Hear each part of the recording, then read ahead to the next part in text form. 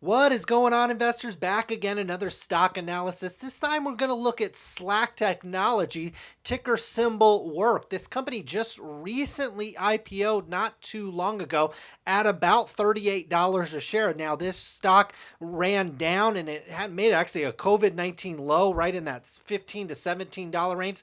And like most stocks, it has rallied hard since March all the way up to a 52-week high, only to have a massive drop of about 14% after reporting earnings last night. So whenever a big company has a big decline in one day, I always like to jump in and take a look to see what's going on, see if maybe there's some value there in scooping up some shares. So again, we have a 52-week high of $42, not too far from there, and a 52-week low of $15. Now, certainly would have loved to rewind time and get shares back in that $15 range. That's probably not going to happen, but we do have a massive market cap on this one of $21 billion, but this is a very actively traded stock as well. So let's jump into the financials. What I first want to do is we'll take a look at a kind of a year-over-year view of Slack and kind of see where we're at. Again, this is a company with a massive $21 billion valuation. Are the financials, is the revenue, if there's profit, does it match this type of valuation? Because look, we just saw a 14% decline in shares. Is it something that you want to jump in and start buying based on that kind of drop? Then we'll look at forward guidance. I'll show you what this company is projecting forward guidance, and then we'll jump into the most recent quarter, which kind of triggered this decline here. So let's jump right in year over year. We've got 17, 18, 19, and 20. You might be curious, since this is being filmed right in the beginning of 2020, Slack ends their year January 31st. You might ask why they do that. I think because a lot of businesses make changes to maybe software and things that they're doing right in the beginning of the year. So Slack throws in that last month or that first month of the year as the last month of a quarter, basically the fourth quarter that they report. So they've technically reported fiscal year 2020 and they are in fiscal year 2021. Just wanted to point that out just in case you might be confused by what you're seeing. So revenues we saw from 17 to 18 more than doubled. And the thing I want to point out here is really high gross margin businesses these software companies typically tend to be. But I also want to point it down here: research development, sales and marketing, and general administrative. Look how well these costs were kept intact. So we had basically more than a double here, and while these ticked up about $100 million, that's in line with a growing company. And while they lost money, you come down here to net income, okay, or net loss in this case.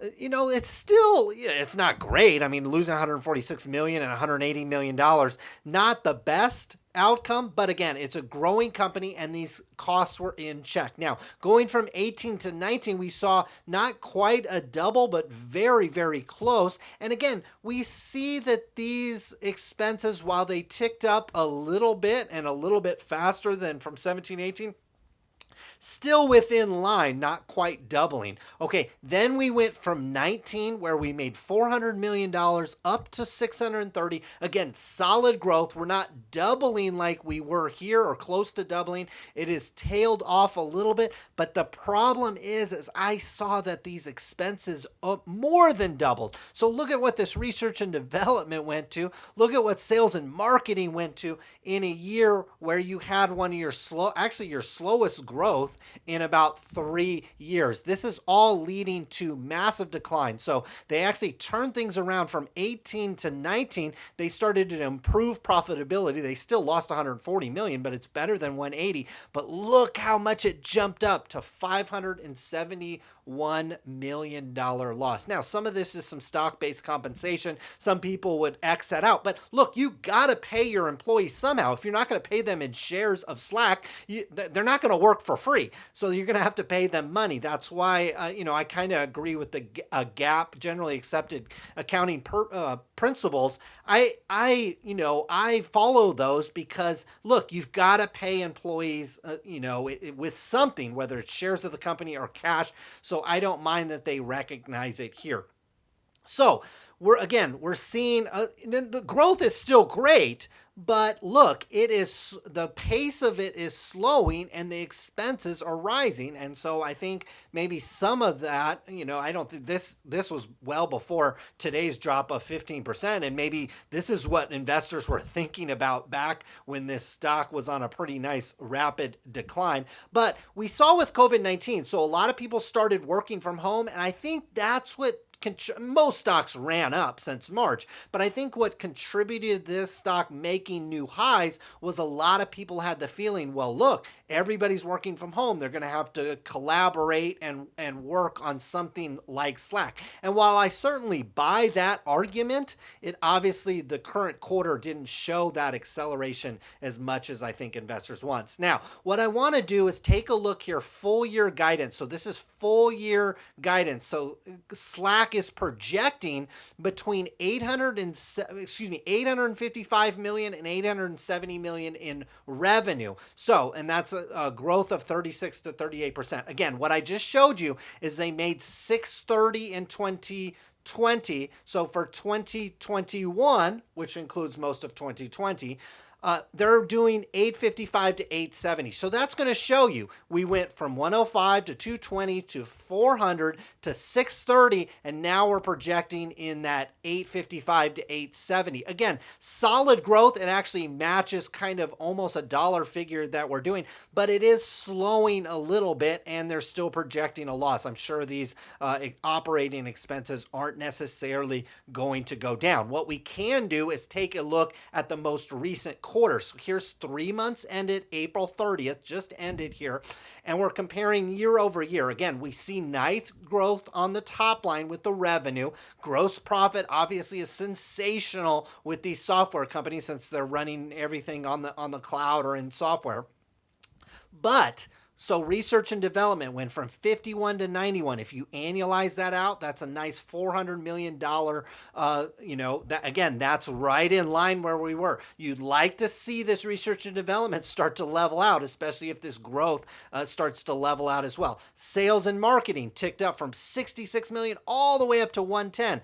Average that out for about, we're actually increasing sales and marketing spend likely for the year. And then finally, general and administrative ticked up not quite as much as the other expenses, but it looks like they're on pace to be in the range of the 2020 spend on general and administrative. So you actually like to see that. If R&D starts to flatline, and general administrative starts to flatline, and the sales and marketing, look, they've got to have sales and marketing on a company like this. Slack sells to businesses, and typically, especially the larger the business, the sales cycle, the ability to close the sale takes a long time. Some of you guys might even work in those kind of industries where you've got to send emails and phone calls and go to conferences and do a lot of travel and do a lot of stuff before you actually get the sale. And I think some of that is starting to become evident here with Slack. I think in the early days, people were adopting this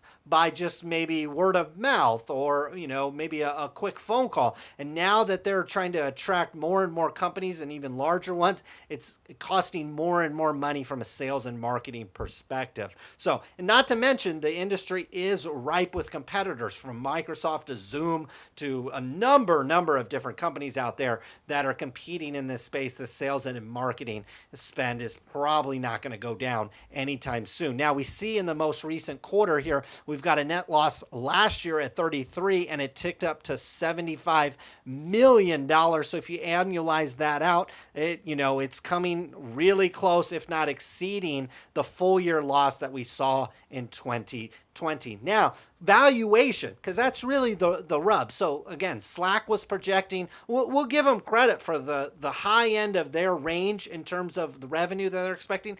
That's not quite $1 billion, and this company is valued at $21.3 billion. You are paying over 21 times just on revenue. And again, we're seeing that revenue start to slow. We had a double here. We had close to a double here. And now we're growing more in this mid 30% range. And I can imagine that you're probably, hopefully, if that continues, obviously now. So if you buy in at this $21 million valuation where you're paying over 20 times revenue for a company like this, you better hope that this revenue continues to trend up in this mid 30s range, because otherwise the growth is going to start to stall out and these expenses don't seem like they're not going to go down. Okay, they might start to flatten out a little bit, but look, we have total operating expenses of $1.1